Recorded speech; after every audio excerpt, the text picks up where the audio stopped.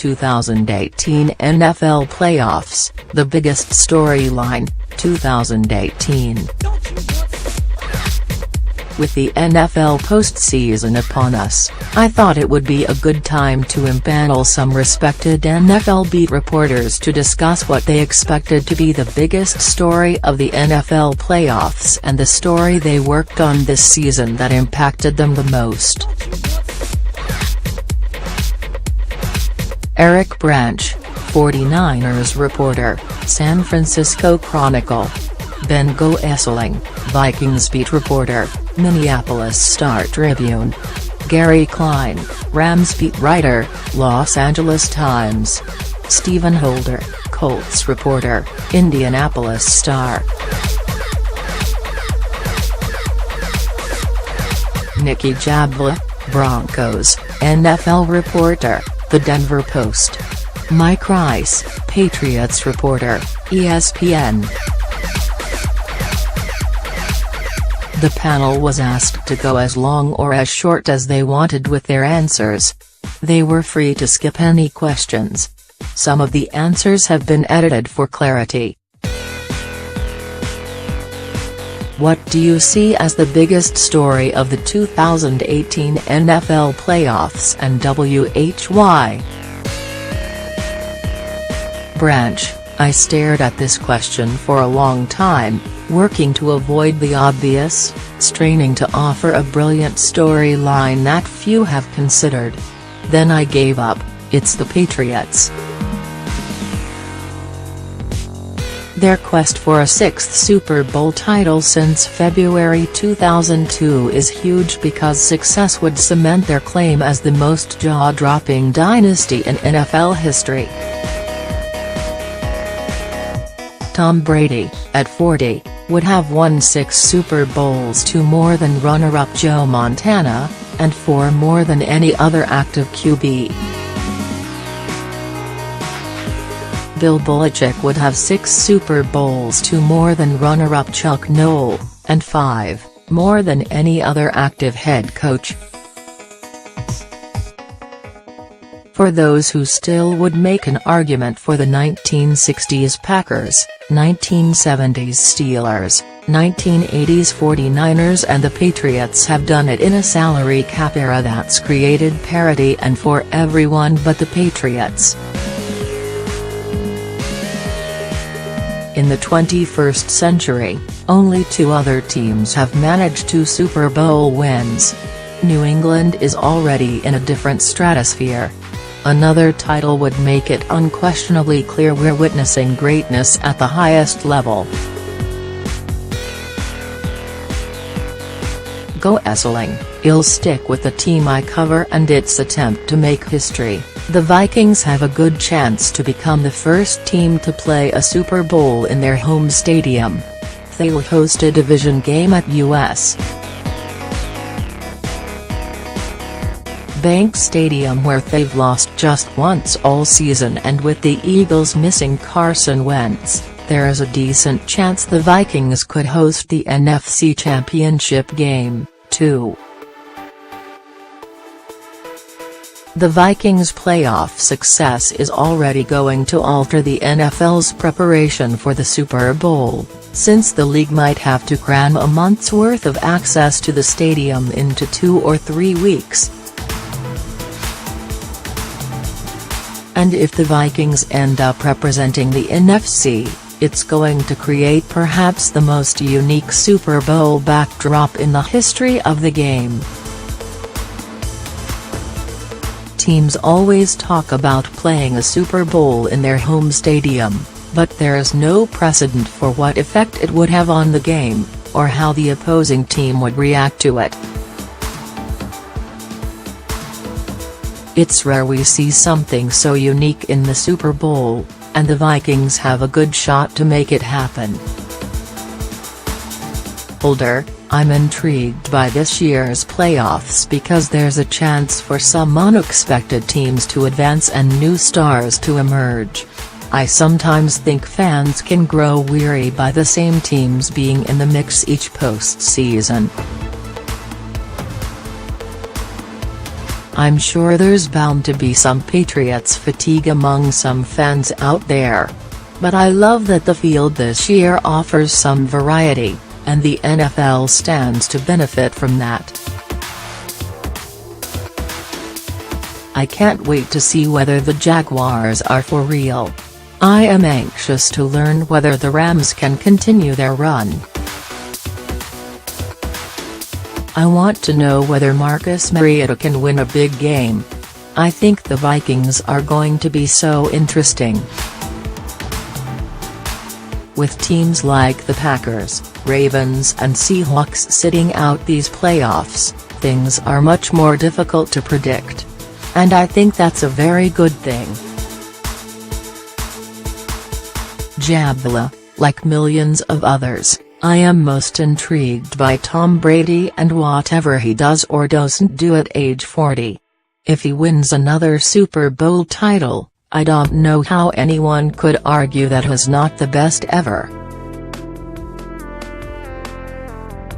Klein, my view is no doubt skewed by the fact that I cover the Rams but Sean McVay, the youngest coach in modern NFL history, has taken a team that was 4-12 and featured the NFL's worst offense in 2016 and turned it into a division winner and the league's highest scoring team. And he did it in his first season. McVay acknowledged some game management mistakes caused by inexperience early in the season. Can he avoid them in the pressure-packed playoffs and possibly lead the Rams to their first Super Bowl title since the 1999 season? Rice, Tom Brady, at 40. Trying to do what no other quarterback has done and lead his team to a Super Bowl victory.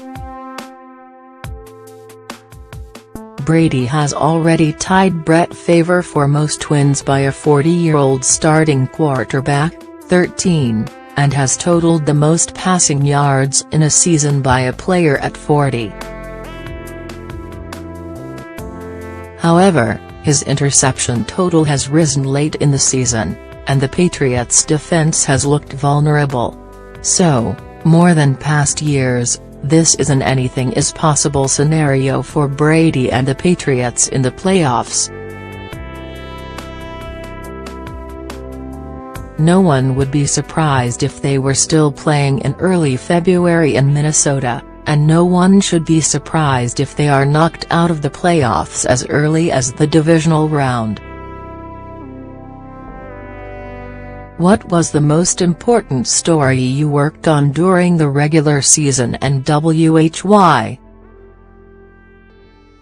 Branch, it was this story on the sweet, unlikely bond between 49ers wide receiver Dwight Clark, who has ALS, and Cowboys cornerback Everson Walls, whom Clark soared over 36 years ago for the catch. Why was it important? To me, it was about goodness, the bond NFL players share, even if they squared off as hated rivals, and the outrage they feel over about the dire health issues many now face in retirement.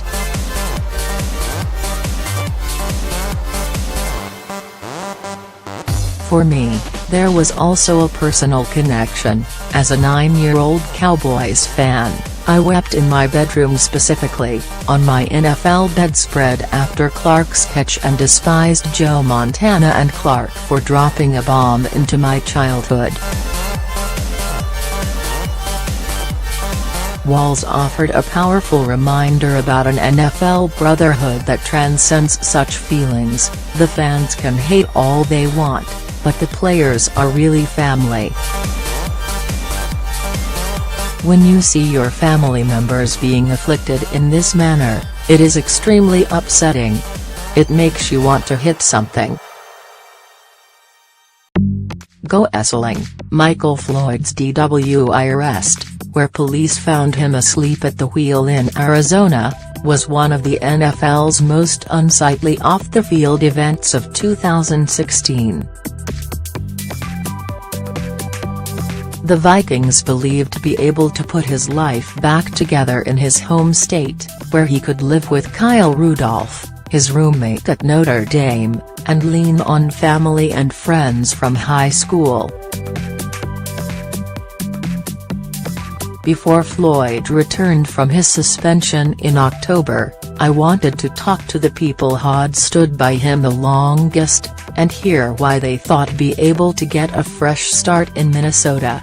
This story ran on October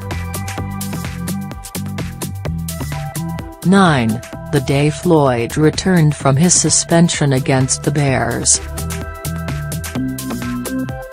Holder, I really enjoyed reporting this story on how the Colts were taking the NFL protests further than simply taking a knee. They made it a point to put actions behind their words, and I thought it was important to document those efforts. I could tell this story had some impact because instead of the usual vitriolic feedback I got about protest stories, this one elicited very thoughtful responses that I did not expect. Jabla, the most important story I covered was really done in multiple stories, on players' protests during the national anthem. The topic was a hot-button item throughout the league, but it drew especially opinionated responses from Broncos fans. Some applauded players using their voice, but many others vowed to boycott the league and the team. Broncos linebacker Brandon Marshall joined Colin Kaepernick in protesting alone last season but decided to stand midway through the year.